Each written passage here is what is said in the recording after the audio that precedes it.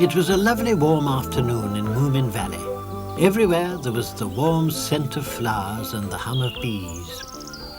The Hemulin had been studying nature since the break of day, and everyone else had been up early too, but they were too busy to notice the beauties of the garden because they were preparing for a special meeting. They must decide whether the suitcase brought by Thingamy and Bob belonged to them or the Groke. A trial was to be held at the lilac bushes at 3 o'clock, when the Groke herself would attend. Thingamy and Bob didn't understand what was going on at all. The Stork Maiden was making a judge's wig from a ball of old string. "Put those over there," ordered Sniff, who was to take the part of the judge. Moomin Mama brought cherries for refreshments, and the Hobgoblin's hat for a wastepaper bin. "A real judge should wear a wig," said the Stork Maiden. "I think it suits me very well," said Sniff, preening himself. Just then the first chill of autumn spread over the valley. The Groke is coming," whispered the leaves and the flowers. And the cold spread, and fear touched everybody's heart. "Look," whispered the Stork Maiden, "the Groke is here." Moomin Mama put on her warm shawl, and the Groke sat in the frozen grass glaring at them all. They all shivered. Moomin Troll's special butterfly fell frozen to the ground. "Oh, the poor thing," said the Stork Maiden. "Oh, poor thing, poor thing." Oh dear, poor thing. "The court will come to order," called Sniff officiously, "to decide whether the suitcase belongs to the Groke or Thingamy and Bob." Although everyone by now could understand the language of Thingamy and Bob, they still felt an interpreter would give a proper air of importance to the proceedings. Thingamy and Bob maintained the suitcase, that is to say, the suitcase, translated the Hemulin, belongs to... Order! Silence, everyone!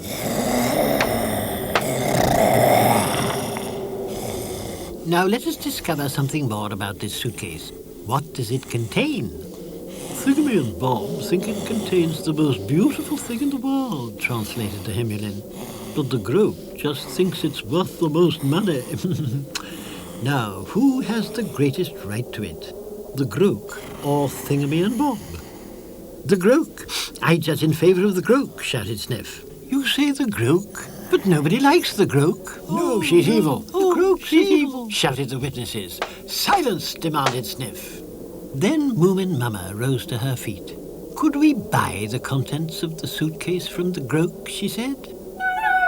"Would the gold mountain from our island be a high enough price?" "No," said the Groke in an icy voice. What was to be done? It was becoming colder and colder, and no one had any idea what to do until Moomin Mama thought of the Hobgoblin's hat. "Here is the most valuable thing in Moomin Valley," she said. "The wonderful Hobgoblin's hat. It has entertained us the whole summer long. The only Hobgoblin's hat in the whole world." And she popped some cherries into it.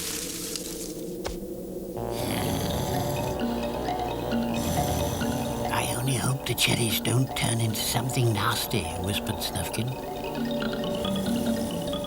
But they were in luck. When the Groke looked into the hat, a handful of red rubies lay there. You could see the Groke was thinking. They all held their breath, and Thingamy and Bob held onto the suitcase. Suddenly the Groke snatched the hat, and without a word slithered away like an icy shadow into the forest.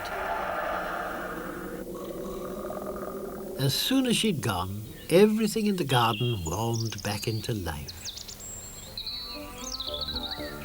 And Moomin Troll found his butterfly.